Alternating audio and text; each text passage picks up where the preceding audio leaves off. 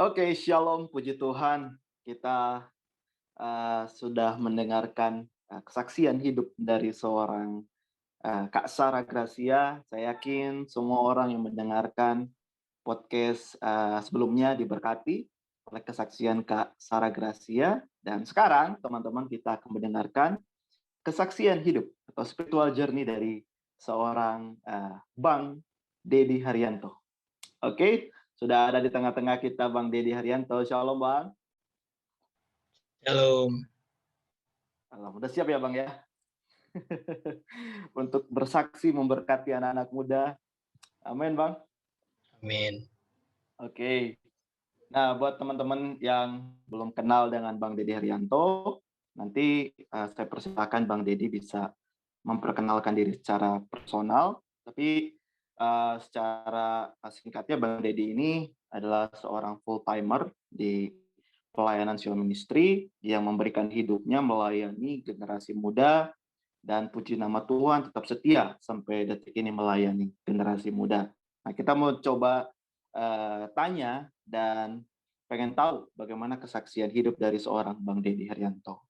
Nah, pertanyaan yang paling uh, uh, rindu saya tanyakan ke Bang Dedi itu, kenapa Bang memilih sebagai full timer atau sebagai pelayan Tuhan? Ya, walaupun ya saya tahu banyak ya pekerjaan lain atau hal-hal yang menarik di masa muda yang bisa kita kerjakan. Tetapi kenapa memilih untuk menjadi seorang full timer atau pelayan Tuhan? Gimana Bang Dedi? Ya, dulu waktu lahir baru, aktif di pelayanan pemuridan di kampus. Ya, di sana mulai punya kerinduan lebih ya. Tapi memang untuk mengambil keputusan melayani Tuhan sepenuh waktu itu belum ada kepikiran, cuma aktif terlibat di dalam pemuridan. Waktu itu awalnya itu mulai dapat kesan yang kuat waktu kita ada acara di Bandung. Waktu itu bareng sama Bang Roy juga terlibat di sana. Judul acaranya itu Mahasiswa Indonesia Menuai. Kalau Bang Roy ingat ya pasti ya. Sekitar tahun 2009. Waktu itu terlibat kepanitiaan karena kita panitia, Bang Roy juga kalau nggak salah mungkin salah satu terlibat panitia juga pada saat itu. Dan saya terlibat di seksi transportasi ya, koordinat transportasi, jadi jemput pembicara ini dan lain-lain. Bicaranya banyak pelayan-pelayan Tuhan dari luar negeri pada saat itu, orang-orang yang di garis depan. Nah, di sesi penutupan ibadah rayanya, saya rindu gitu kan, saya selama acara itu sibuk ini, dan masa saya cuma capek gini Tuhan gitu kan, saya pengenlah dapat sesuatu dari acara ini. Tiba di sesi terakhir, ya udah saya duduk di bangku paling belakang. Saya duduk di bangku paling belakang, pembicaranya Pak Jim Yos,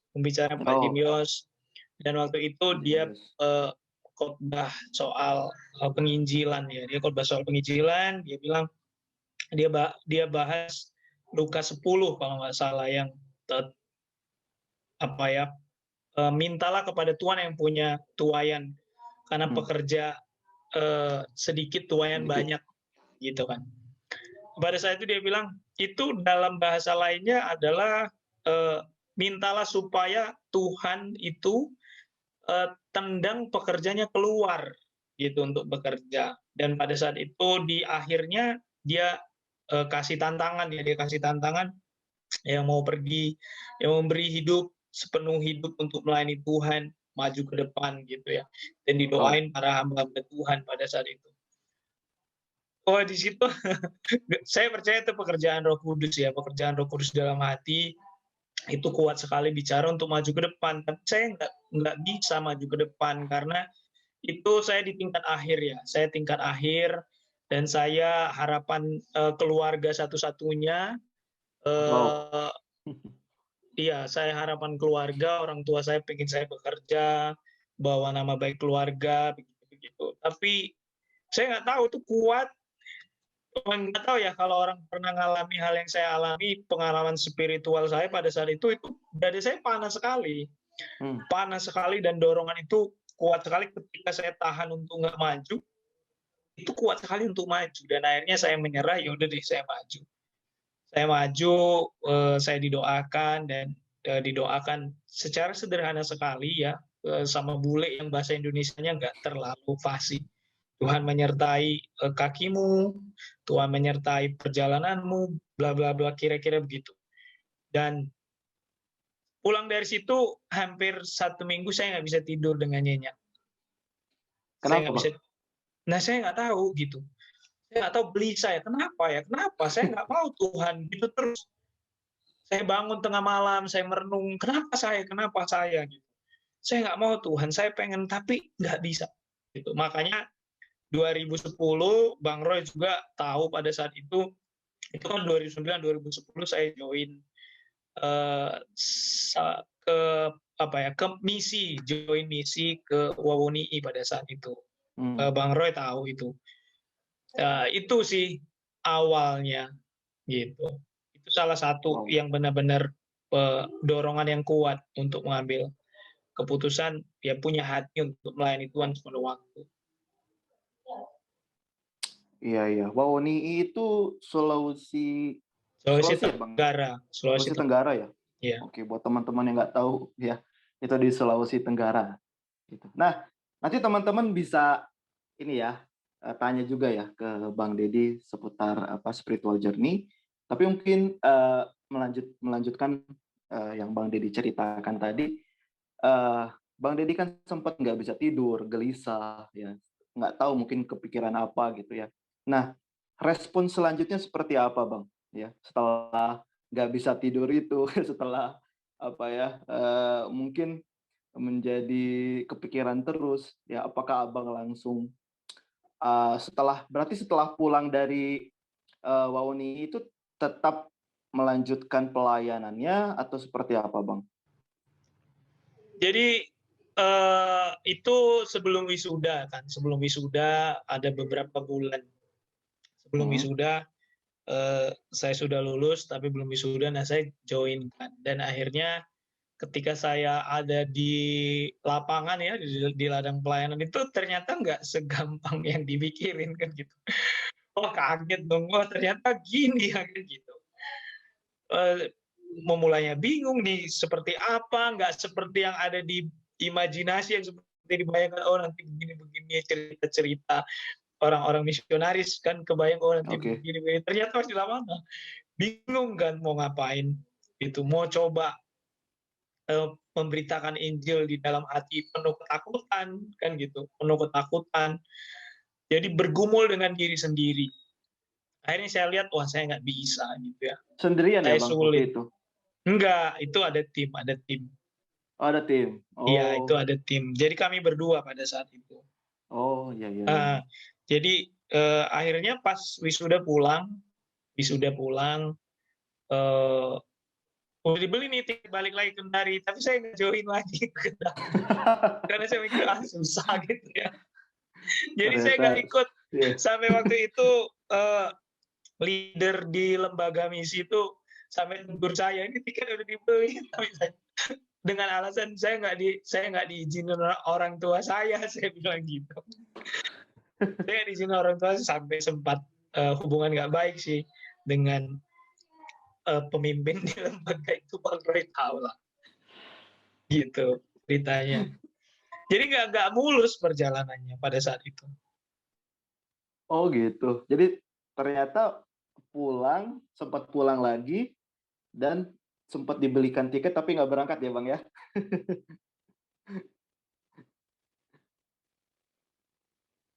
Halo, Bang Deddy? Iya betul. Oke. Nah, tadi Abang cerita Abang ada sempat jadi ada masalah dengan pembimbing atau pemimpin rohani. Nah, kalau dengan keluarga sendiri gimana, Bang? Melihat passion Abang ya, begitu cinta Tuhan dan begitu ingin mengerjakan panggilan Tuhan, apakah ada masalah dengan orang tua atau keluarga, Bang? Waktu berangkat ke Kendari itu sebenarnya udah dilarang ya, ngapain ke Kendari gitu. Itu sebenarnya sudah dilarang sama orang tua. Tapi kan saya bilang ya ini cuma sementara, nanti sudah balik kok kan gitu. Nanti wisuda akan balik kok gitu. Dan di awal bahkan di awal saya banyak terlibat di kampus aja itu udah dilarang sama orang tua. Terlibat di pelayanan kampus itu sebenarnya udah dilarang orang tua. Karena saya aktif di PMK aja dulu saya pernah disidang kan gitu. Karena kadang pulang malam kan waktu di Bandung waktu itu tinggal di tempat kakak. Jadi kadang pulang malam, pulang persekutuan, pulang doa, panitia Natal, retret gitu-gitu. Nah, jadi itu aja udah dimarahin gitu. Sampai pernah pas malam tahun baru saya disidang cuma karena keterlibatan di pelayanan kampus. Nah, apalagi ketika terlibat di pelayanan yang di luar kampus dan pergi jauh ya di luar pulau, ya itu respon mereka ya negatif sekali sampai mereka bilang, awas kamu nanti kayak orang di sebelah dicuci otak, tiba-tiba ngebom gitu kan. Iya, digituin kan. Kamu nanti dijadiin pion lah, inilah. Nah, keluarga bilang kayak gitu waktu itu. Mereka takut. Ya, ketakutan orang tua dan keluarga. Oke, mungkin teman-teman ada yang mau nanya, silakan. Coba tuh ada yang penasaran di sini juga dengan seputar kehidupan Bang Dedi. Ya, aku mau nanya nih, Bang Det. Berarti abang tuh nggak pernah sempat ini ya, Bang, kayak kerja di suatu, ya maksudnya yang sebelum menjadi full timer ini abang kerja di suatu lembaga atau gimana gitu, Bang? Atau memang langsung memang ada di full timer ini? Itu gimana, Bang? Waktu di kampus ya setelah dapat panggilan yang tadi dicerita di awal tadi di kegiatan mahasiswa Indonesia menuai, saya memang rindunya pada saat itu tuh pengen langsung melayani Tuhan sepenuh waktu, nggak pengen bekerja. Sampai saya pernah bilang ke leader di gereja di tempat saya berjemaat pada saat itu, saya pengen full timer. Tapi pada saat itu ya disarankan ya bagusnya bekerja di gereja, nggak butuhkan full timer dan lain-lain. Nah waktu itu saya sempat kecewa karena itu, ini gimana sih kan gitu. Saya dapat panggilan sepenuh waktu bukannya didukung, saya sempat kecewa. Malah dulu ditawarin jadi part timer di gereja selama 6 bulan waktu itu. Jadi ditawarin part timer, saya cuma selama 6 bulan terus saya keluar. Dari situ saya bingung kan, nih saya mau kayak gimana. Sementara saya bekerja lokal di sini. Untuk pergi misi langsung kayak kemarin saya belum siap kan gitu. Karena saya lihat kondisi di lapangan enggak semudah yang dibayangkan kan gitu. Nah, jadi ya udah saya akhirnya memutuskan kerja ya. Saya memutuskan kerja keluar, berapa kali kerja keluar sampai kakakku pernah bilang, udahlah kamu inilah bantu-bantu usaha kakak aja gitu kan. Tapi saya nggak enak kan karena udah kuliah, ya udahlah saya cari kerja gitu. Saya sempat bekerja, baru ketemu di pelayanan di tempat sekarang full timer ya, Sion Ministry gitu ceritanya. Wow. Itu nggak semudah yang kita pikirkan ya. Maksudnya kayak jadi full timer tuh lurus-lurus aja, tapi banyak gejolaknya. Satu lagi deh Bang dari aku. Apa momen yang paling rasanya pahit banget sampai untuk ada di panggilan ini? Yang paling kayak menguras emosi, air mata, seperti itu Bang, untuk memperjuangkan jadi full timer ini. Bisa cerita nggak Bang? Ketika dapat panggilan itu justru kadang orang-orang yang pada saat itu orang-orang yang kita pikir support bakal support, ternyata enggak. Contohnya gereja, contohnya mungkin ya orang-orang terdekat, pembimbing rohani. Karena memang kayak nggak jelas gitu ya jadinya, memang bingung mau berangkat hati nggak siap kan gitu. Saya sudah coba di ujung, maksudnya masuk ke lembaga misi, terus di garis depan pergi ke suku-suku terabaikan, ternyata sayanya nggak siap, saya bergumul, saya masih punya ketakutan kan gitu. Pernah waktu itu kan kita tinggal di ini nih, waktu di misi itu kita tinggal di rumah yang di bawahnya itu laut kan, di suku-suku Bajau kan gitu. Nah, kita mikir gimana ya kalau kita ketahuan bla bla bla kan gitu.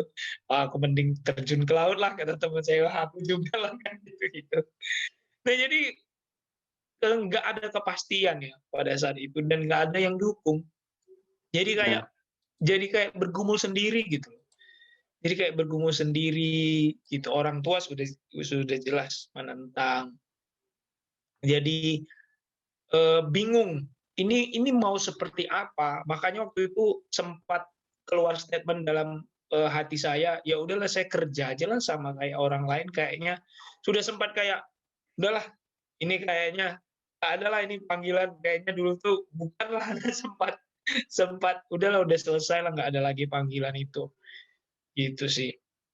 Tapi di saat itu nggak berapa lama keluar statement itu dan mau fokus bekerja, benar-benar mau fokus bekerja, udah benar-benar pada saat itu leader di Sion ya telepon, ketemu, ngajak ngobrol, dan mereka tawarkan untuk jadi full timer. Gitu. Itu di tengah-tengah ya nggak ada harapan lagi, tapi tiba-tiba ya leader di pelayanan langsung kontak pada saat itu. Iya. Oke, jadi memang banyak hal yang abang alami dan nggak mudah ya bang ya, intinya seperti itu. Tapi setelah abang mulai bekerja ya tadi kan apa namanya, pasti nggak begitu hilang ya abang ya, maksudnya passion atau hasrat untuk melayani Tuhan. Apakah dalam masa-masa bekerja gitu kan ya, seperti rasanya, kenapa abang bisa sampai apa ya, menjadi apa, kembali menjadi full timer atau kembali melayani Tuhan? Apakah dalam masa-masa bekerja abang nggak betah atau seperti apa, atau rasa ini bukan panggilan atau gimana bang?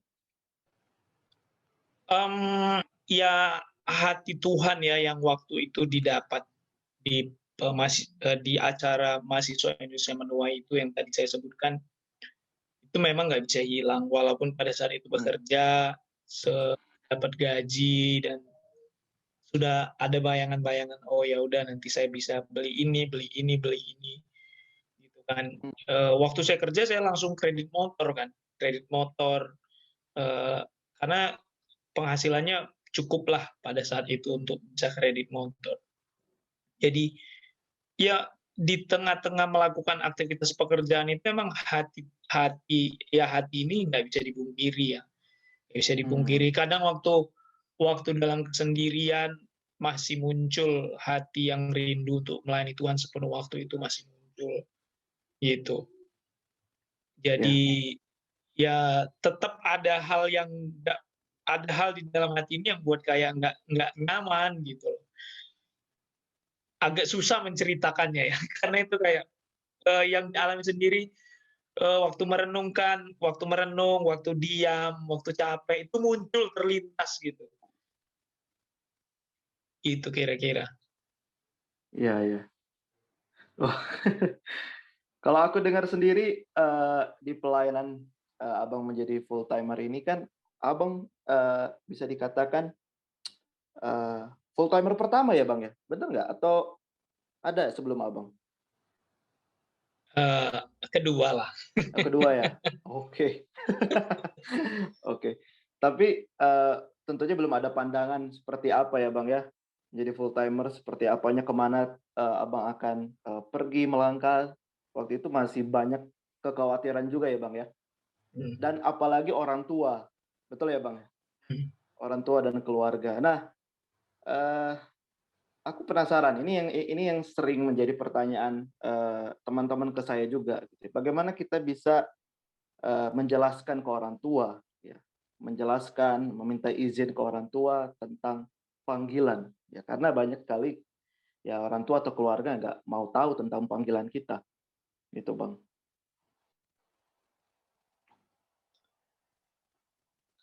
kalau dijelasin ke orang tua tuh nggak akan ngerti sih.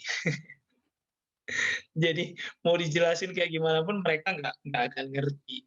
Ya mereka pasti terus menolak gitu. Bahkan kadang di hal-hal tertentu sampai sekarang kadang muncul, kerjaanmu itu ngapain sih? Nah kadang-kadang nggak tahu ya di dalam harapan-harapan mereka pada saya mungkin yang nggak tercapai itu muncul kan. Jadi waktu itu ya yang nggak bisa gitu. Waktu saya memutuskan akhirnya terlibat di pelayanan Sion Ministry sekarang tempat saya melayani, ya saya cuma memberitahu dan mereka nggak setuju kan. Jadi ya tapi saya tetap lakukan. Memang waktu itu seolah-olah benar-benar seolah-olah ya memang melawan orang tua pada saat itu. Akhirnya berangkat, dulu ditempatkan di Jawa Tengah, Purwokerto. Itu kalau diingat sih mungkin aneh ya. Karena waktu itu sempat kabur dari rumah kakakku. Sempat kabur. Aku telepon. Aku masih ingat ya. Yang jemput aku waktu itu Bang Sopar. Dijemput naik mobil, bro, jemput. Kakakku lagi pergi kerja. Ambil barang-barang dijemput. Tinggal di rumah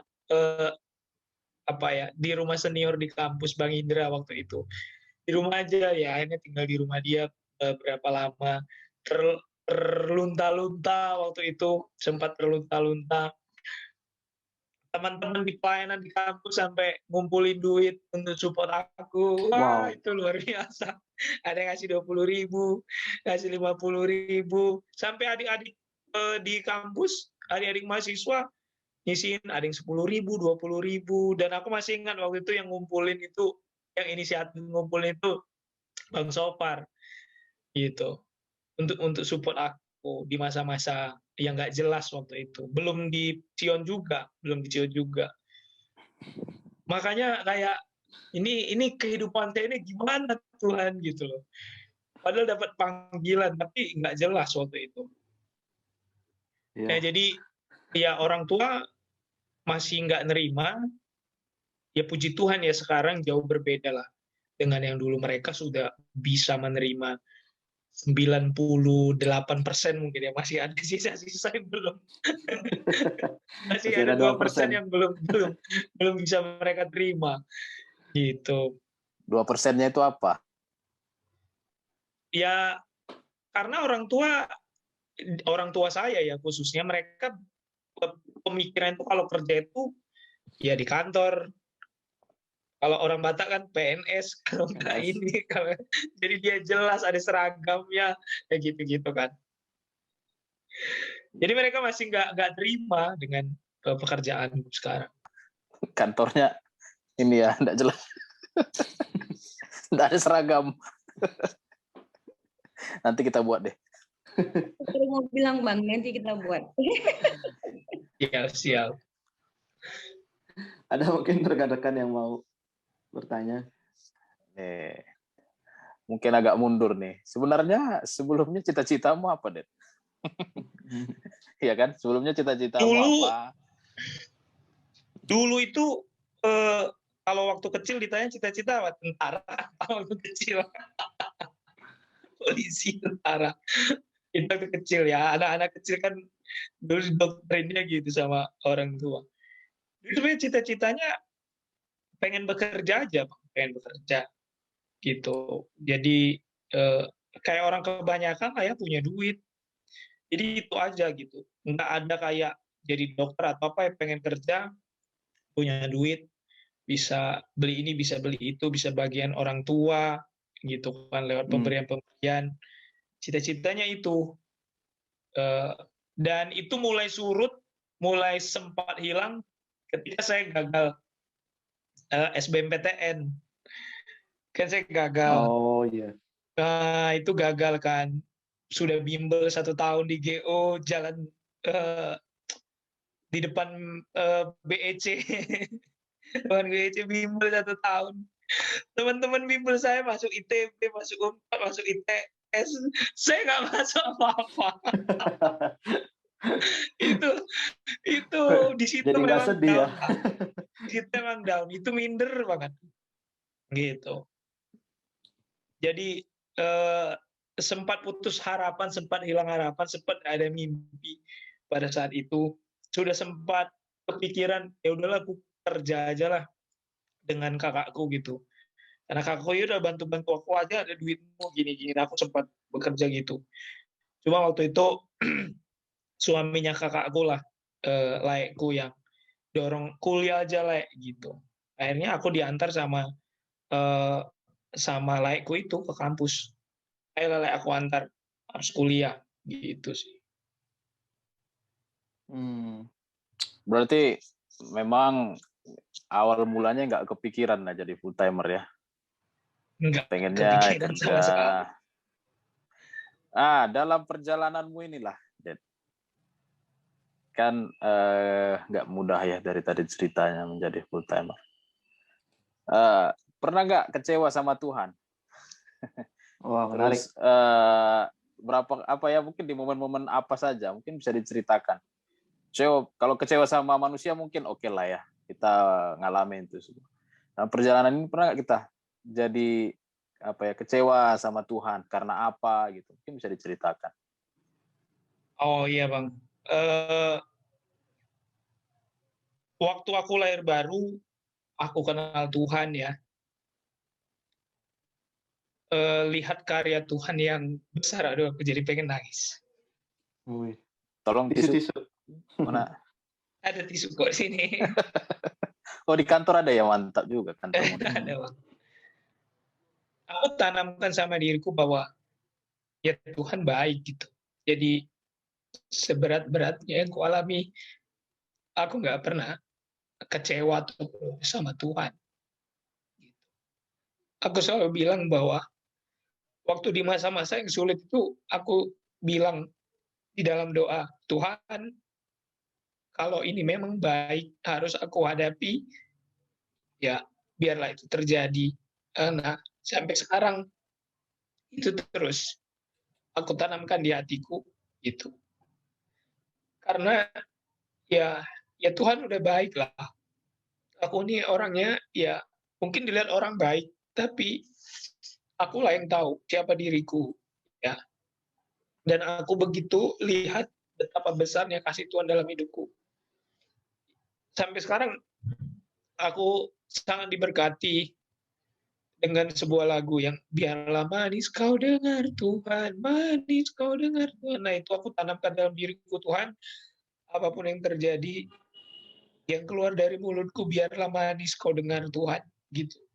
Dalam segala keadaan apapun, biarlah manis kau dengar. Jadi kadang di masa-masa sukar, ya itu doaku selalu. Tuhan kalau ini memang baik, Engkau pandang baik, biarlah ini terjadi. Aku cuma doa kasih aku kekuatan, kasih aku kesabaran untuk menanggung ini semua. Jadi lebih banyak bergumul dengan diriku ya, supaya aku bisa sabar, supaya aku bisa kuat gitu. Jadi nggak pernah kayak protes marah sama Tuhan gitu-gitu. Itu aku tanamkan dari dulu sampai sekarang. Gitu sih Bang. Jadi ini ya, belajar untuk tidak kecewa kepada Tuhan ya, Ded ya. Tapi iya. pernah nggak kau mempertanyakan Tuhan? Ya menjadi full timer ini kan segak jelas itu ya kalau menurut pikiran orang-orang yang bekerja yang jelas gitu. Nah, menurut kau pernah nggak sampai mempertanyaan Tuhan, kalau memang aku dipanggil kenapa kok nggak jelas gitu, atau apa gitu ya, pernah membuatmu sampai mungkin nggak kecewa ya, tapi mempertanyakan? Nggak ada sih. Gitu. Nggak ada. Wow, luar biasa ini. Maksudnya aku nggak pernah sih kayak nanya kayak gitu, karena ya aku lihat di firman Tuhan ya, ini yang ku renungkan, ya hampir semua yang dijalani orang yang dipanggil Tuhan itu mirip-mirip kan gitu. Itu aku renungkan kan. Gitu. Jadi ya maksudnya ini bukan pengalaman pertama di sepanjang sejarah bumi ini ada gitu. Dari perjanjian lama hampir semua tuh mengalami hal yang sama. Jadi itu yang menguatkan ya mereka juga ngalami yang sama, ya aku juga ngalami yang sama, jadi kayak wajar aja gitu, tinggal bergumul dalam dalam hidup, bergumul dengan diri sendiri aja gitu. Aku lebih banyak bergumul dengan diri sendiri, lebih banyak diam gitu. Gitu sih Bang. Jadi Oke. karena ngelihat dari Alkitab ya, kalau ngelihat gimana Tuhan pimpin Abraham, gimana Tuhan pimpin Ishak, Yakub, Israel, orang-orang yang diutus ya Musa, Yosua gitu-gitu kan mereka kayak di dalam ketidakpastian, maksudnya mirip-mirip juga seperti yang aku alami. Jadi kayak ya mereka juga gitu kok gitu. Jadi ketika lagi ngalami hal-hal yang kayak nggak pasti, aku yang lihat Alkitab ya mereka juga gini dan endingnya juga ada endingnya gitu. Gitu sih Bang. Nah itu yang kutanamkan di dalam diriku. Iya. Wow, luar biasa sih Bang. Tapi mungkin mungkin ini ya Bang ya. Pernah nggak Abang kayak ngerasa aku menyesal gitu ya? Kenapa sih aku harus kayak gini? Gitu. Dari segala penderitaan yang Abang alami sebagai pelayan Tuhan, full timer, pernah nggak ada satu hal atau beberapa hal yang Abang sesali? Atau Abang pernah nggak menyesali pilihan Abang menjadi seorang full timer? Bisa juga gini, dari semua panggilan kenapa harus full timer, Tuhan suruh aku lakukan.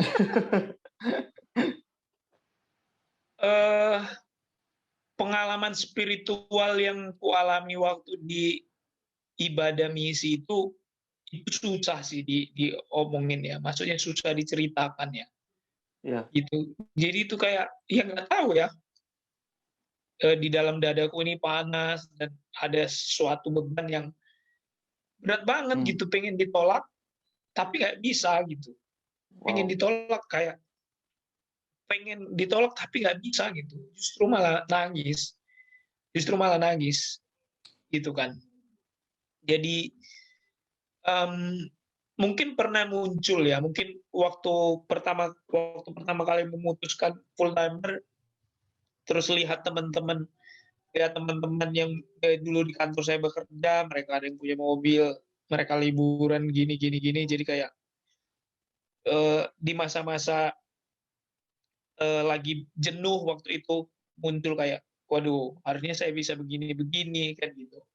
Harusnya saya bisa begini, tapi ya pada saat itu saya langsung balik lagi bergumul dengan diri sendiri, langsung segera menepis itu kan. Segera menepis itu supaya nggak langsung dia nggak jadi hinggap di dalam pikiran, perasaan gitu-gitu, ya langsung cepat-cepat ditepis waktu itu. Gitu sih. Jadi ya pernah kayak tadi aja sih ya. Gitu. Kadang muncul sebentar tapi langsung segera ditepis. Nggak berlama-lama. Ya. Jadi nggak mau berkebun ya? Kalau sekarang kan misalnya sekarang kan tinggal di sini karena urus orang tua. Orang tua kan selalu bilang udah kau fokus aja di sini. Urus kebun terus bantu-bantu kami juga udah tua gitu. Tapi aku lihat ya, aku coba tulis income orang tuaku kan, coba tulis, wah ini menjanjikan sekali kan gitu. Ini menjanjikan bisa beli banyak hal kan gitu. Tapi nggak tahu kenapa ya, nggak kepikiran. Malah saya kepikiran nanti kalau saya misalnya bakal sini pun saya akan kesini kunjungi adik-adik di sini gitu. Jadi malah lebih interestnya ke hal-hal yang begitu gitu loh. Walaupun ya income ke depan juga nggak jelas juga. Apalagi zaman pandemi gini ya Bang ya. Yang jelas itu outcome, Dad. Outcome. Income nggak pernah jelas. Kak S tuh kayaknya mau nanya banget nih. Pertanyaanku sudah ditanya-tanyakan. Nanti kita tanyain ke Estu besok. Dia Oh, iya. giliran. Bisa. Apalagi Nah, dari Gunung Kidul. Aku mau tanya sekali lagi, Bang. Nggak usah disebut-sebut, Bang. Tantangan Abang sekarang, tentunya kan Abang sudah melayani kira-kira berapa tahun, Bang? Semenjak Abang dapat panggilan itu. Eh, 2009 Udah dapat panggilan fokus melayani itu mulai benar-benar full time 2013 kan. Oh, 2013. Oke. Iya. Beberapa tahun ini kan pasti 8 banyak tahunan tantangan lah ya, Bang ya. kurang lebih. Beberapa tahun ini pasti banyak tantangan sebagai full timer. Nah, kita kan ya mungkin katakanlah kita orang awam. Nah, tantangan sebagai full timer ini apa, Bang? Gitu ya. Apa yang Abang kerjakan, apa yang Abang lakukan, dan tantangannya seperti apa gitu ya. Ini menurutku ya, karena Ya. setiap kita pasti beda-beda. Lebih ke diri sendiri sih kalau yang ku alami. Lebih ke diri sendiri, karena kadang kedagingan muncul gitu. Kadang ada harapan-harapan yang dibebankan dari lewat keluarga gitu-gitu, lewat keluarga calon pasangan misalnya kan gitu. Iya, harapan-harapan. Memikirkan misalnya kayak memikirkan, oh iya nanti saya berkeluarga kayak gimana kan gitu. Saya akan punya anak gitu kan, saya akan berkeluarga. Nah, jadi itu muncul kadang pikiran-pikiran nanti saya kayak gimana ya gitu-gitu. Itu yang kadang muncul ya, sering muncul lah di dalam pikiran. Lebih ke diri kita sendiri ya, Bang ya. Iya. Ini yang aku alami ya, lebih ke diriku sendiri ya. Ya, siap. Ada yang lain Mungkin dari yang lain bisa kita roasting Bang Dedi hari ini. Beda lah, Bang. Kalau roasting kan ini nyerang. Tanda kutip. Oh iya. Ini udah ditanyakan belum ya tadi ya?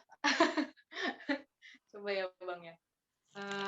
Abang pernah nggak sih, Bang, insecure dengan profesi Abang saat ini ke orang lain sih, lebih ke orang lain? Waktu awal-awal ya. Waktu awal-awal itu pernah minder waktu awal-awal. Jadi setiap ada pertemuan keluarga tuh aku menghindar. Kalau ada pertemuan keluarga tuh aku menghindar, aku milih di kamar gitu, milih di kamar kan nanti misalnya kayak keluarga dari kakakku, karena aku tinggal di rumah kakakku kan dulu tempat. Atau keluarga dari suaminya kakak, oh ini siapa? Oh ini si Dedi nih, bla bla, kerjanya apa? Ini ngapain kan itu? Mending aku di kamar kan. Iya, mending aku di kamar sampai itu terus lah ya. Misalnya kayak pertemuan keluarga, ada keluarga anaknya bapak udah kerja di Chevron, gajinya puluhan juta, ngumpul kan gitu, sering dibangga-banggakan di tengah keluarga. Begitu kumpul abang itu ada, aku masih aduh ini pergumulan berat ini kan gitu. Jadi suatu saat ada acara pesta kan, jadi ngumpul keluarga besar. Itu aku sampai gumul balik dari Kalimantan ke Bandung. Ini bakal ngumpul semua, ini aku harus kayak gimana. Terus aku cuma bawa oleh-oleh opak-opak ikan teri dari Palangkaraya. Ada oleh-oleh yang bagus dari sana. Apalah ini pikirku kan. Apalah oleh-olehku ini kan gitu. Sedih aku kan. Dijemput aku sama saudara PA aku Ferry, Bang Roy kenal, dijemput pakai mobil dari travel, diantar ke rumah. Gitu kan, aduh Fer, aku bingung aku ini balik ini mau kayak gimana.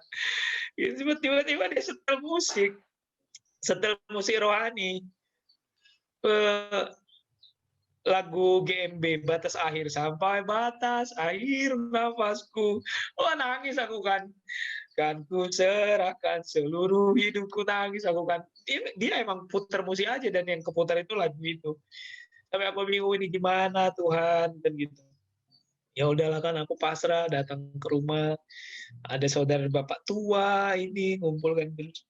Dad, dari mana di kamar? Apa kerjamu di sana kan gitu. Apa kerjamu? Aduh, aku bingung kan. Mau jelasinnya. Tiba-tiba abangku dong, abang kandungku. Langsung dia yang nyambar, dia yang jawab. Si Dedi ini beda sama kita. Si Dedi ini pekerjaannya beda gitu. Abangku yang awalnya ya ngata-ngatain lah ya, ngata-ngatain lah. Tiba-tiba dia ngomong gitu, dan itu aku kayak tertolong banget. Itu kayak wah, sila Tuhan kan gitu. Aku gak tahu mau ngomong apa. Ini abangku yang jelaskan gitu. Minder. Dulu aku sempat minder kalau deketin cewek juga sempat minder. Karena aku pikirkan nanti gimana kalau ketemu orang tuanya kan gitu. Jadi dulu salah satunya aku ini jujur-jujuran aja lah ya. Salah satunya aku akhirnya alasan untuk nggak berani deketin cewek Batak itu karena profesiku. Karena orang Batak kan ya pekerjaan ya yang utama.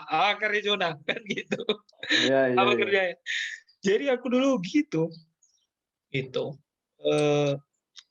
sempat minder, mikir kan, nanti saya kalau ketemu, misalnya aku main ke rumah pacarku nih, atau orang yang aku dekatin datang ke rumahnya, pasti berhadapan sama keluarga kan, yang ditanya kan itu, gitu. Itu bergumul tuh, wah udahlah.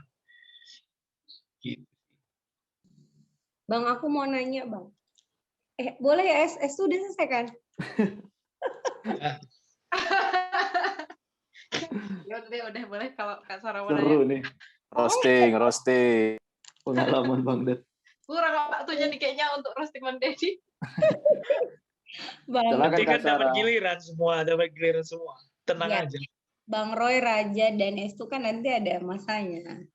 Bang Ded, dari 2013 kan sudah mulai aktif melayani jadi full timer. Apa kesaksian terbesar Abang selama jadi full time sampai hari ini? Maksudnya yang benar-benar berkesan lah gitu setelah memutuskan untuk jadi full timer, melayani Tuhan sepenuh waktu gitu, Bang.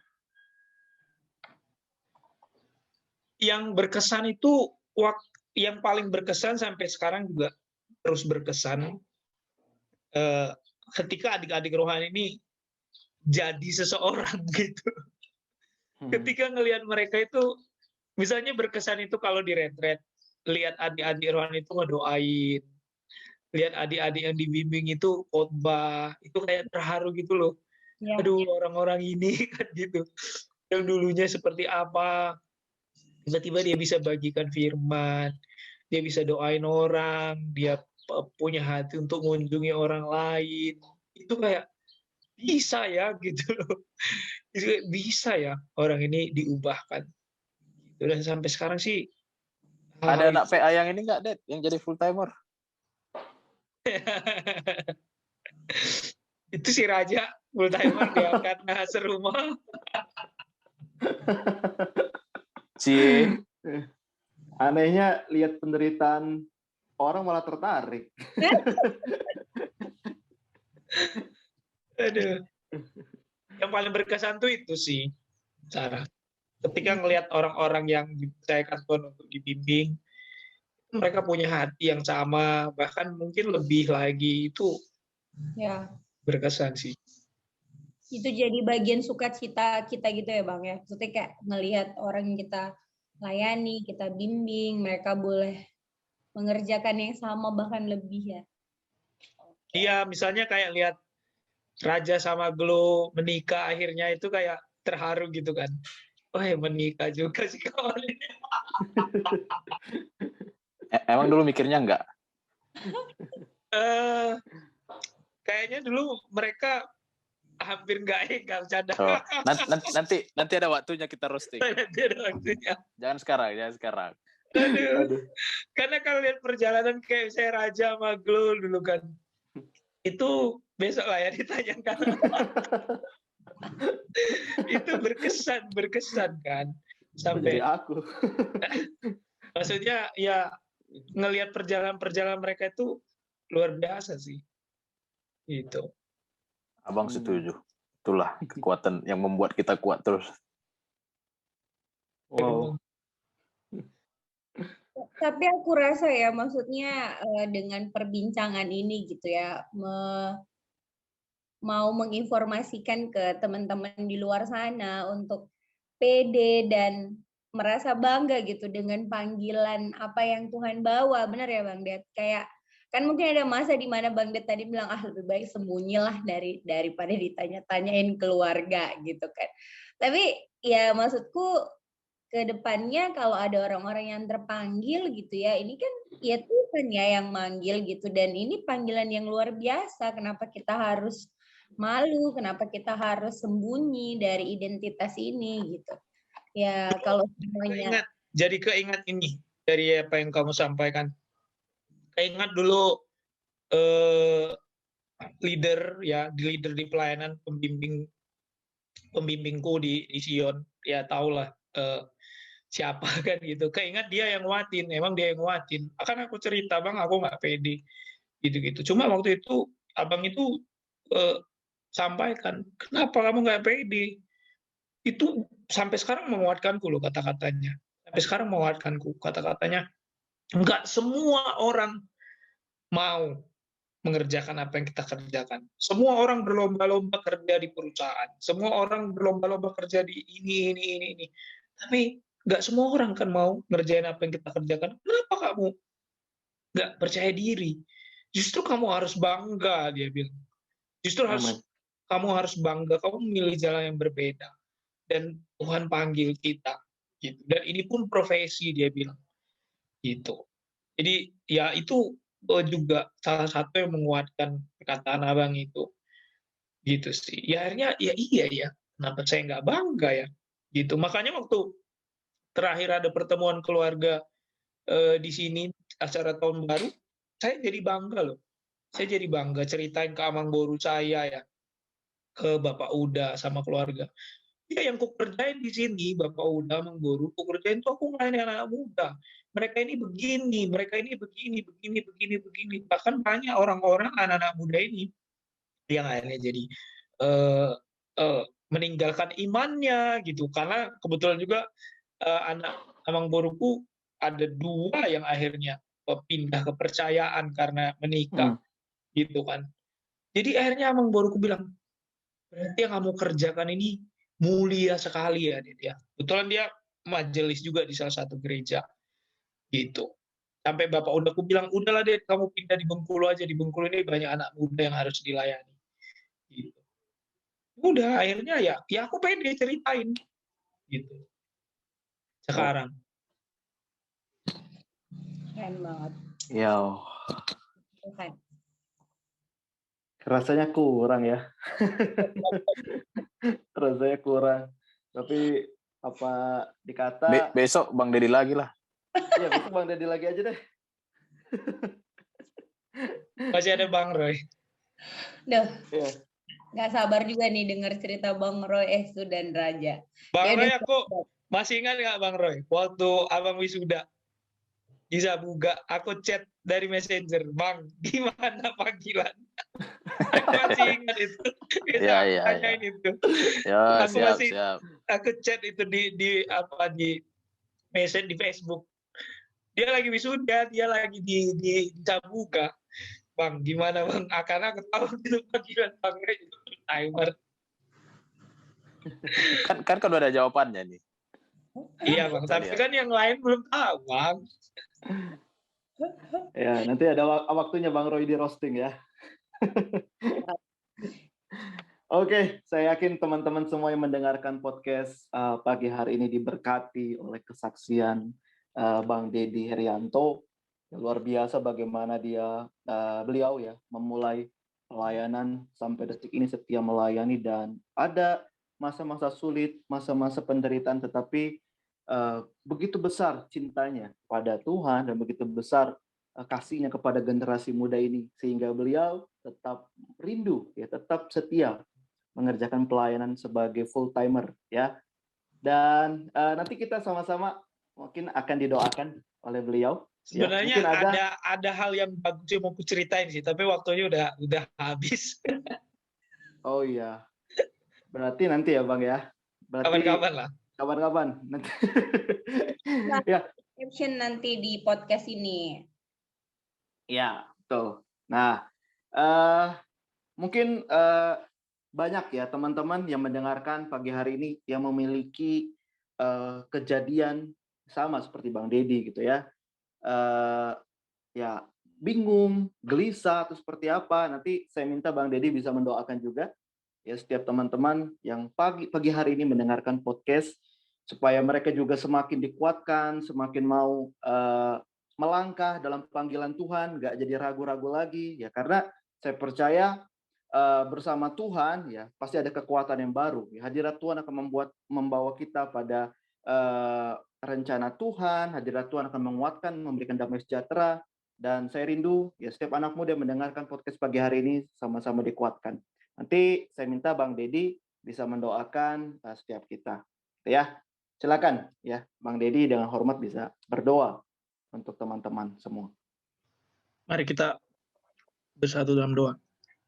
Kami bersyukur ya Tuhan, Engkau panggil kami, bahkan Engkau sudah persiapkan kami dari sejak kami di kandungan.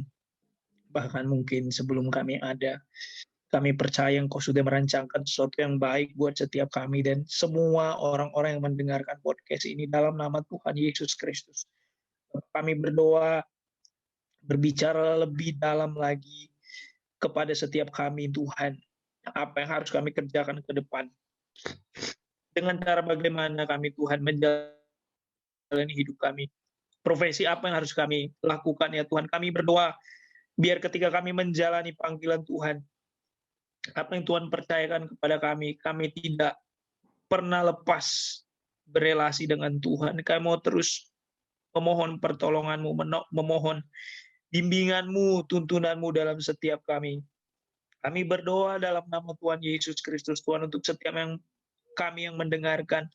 Kami berdoa untuk setiap mereka ya Bapa, dalam nama Tuhan Yesus Kristus. Tuhan berbicara, bukakan mata hati mereka, mata batin mereka, berikan visi kepada setiap mereka ya Tuhan, supaya mereka tahu apa yang menjadi tujuan hidup mereka, dengan cara bagaimana mereka menjalani tujuan hidup mereka dalam nama Tuhan Yesus Kristus. Tuntunlah mereka ya Tuhan. Kami percaya tidak ada satupun di antara kami yang Tuhan ciptakan dengan tidak ada rancangan yang baik di dalamnya. Kami berdoa dalam nama Tuhan Yesus Kristus ya Tuhan. Supaya ketika kami menjalankan panggilan kami, hati kami tetap tertuju kepada Tuhan. Biarlah semuanya Tuhan untuk kemuliaan nama-Mu. Di dalam nama Tuhan Yesus Kristus. Amin. Amin. Puji nama Tuhan. Kita sudah menyelesaikan podcast kita pagi hari ini. Saya rindu teman-teman bisa dengarkan ya dari awal sampai akhir. Dan teman-teman bisa follow di Spotify, bisa subscribe di YouTube dan di IG kami juga. Ikutin setiap podcast kami. Saya yakin teman-teman semua akan diberkati. Amen. Mungkin sekian untuk podcast kita pada pagi hari ini. Sampai ketemu di podcast selanjutnya. Tuhan Yesus memberkati semua. Shalom. Shalom semua.